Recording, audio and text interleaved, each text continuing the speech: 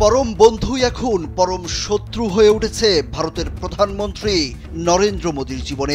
গুজরাট থেকে দিল্লির রাজপথ কাঁপিয়ে লালকিল্লা বিজয় করা সেই মহামতি মহামহিম আজ দিশেহারা। একদিকে ট্রাম্পের ঘোষিত শুল্ক আরোপ, অন্যদিকে রাজনৈতিক চাপ। ঘরে বাইরে চারদিক থেকেই বিপদে মোদী।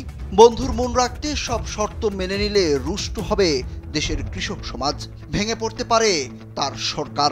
এক ভুল পদক্ষেপে অপ্রতিরোধ্য নেতা থেকে অপদার্থ শাসকের তকমা পেতে দেরি হবে না তার।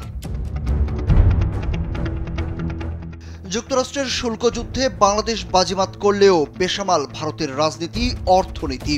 অর্থনৈতিক বিশ্লেষকরা মনে করছেন 50% শুল্কের চাপে কোভিডের থেকেও খারাপ প্রভাব পড়তে পারে ভারতের অর্থনীতিতে।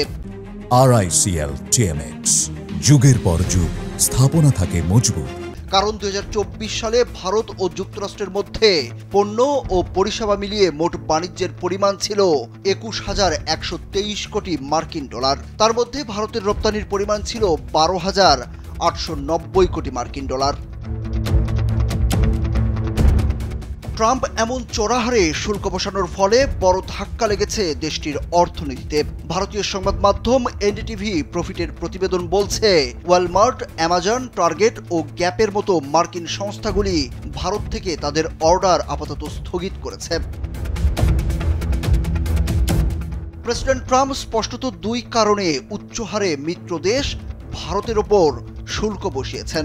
প্রথমত, ভারত চড়া হারে শুল্ক বসিয়ে বাইরের পণ্য দেশে ঢুকতে দেয় না, বিশেষ করে কৃষি পণ্যের ওপর ভারতের 39% শুল্ক আরোপ। দ্বিতীয় কারণ, নিষেধ করা সত্ত্বেও ভারত রাশিয়া থেকে তেল ও অস্ত্র কিনছে, সেই তেল শোধন করে মোদী সরকার বাইরের দেশে বিক্রি করছে।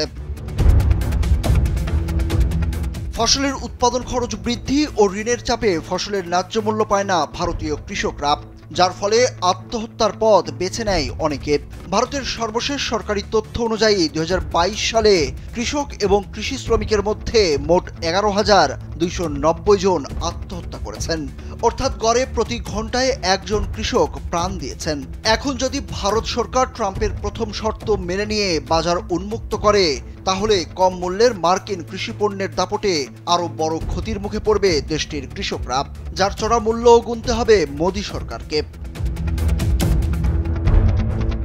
শুল্ক ঝড়ে ভারত সহ বিশ্বের সর্বনাশ শুরু হলেও কপাল খুলেছে বাংলাদেশের মতো অনেক দেশের, এমনটা মনে করছেন খোদ ভারতীয় রপ্তানিকারকরা।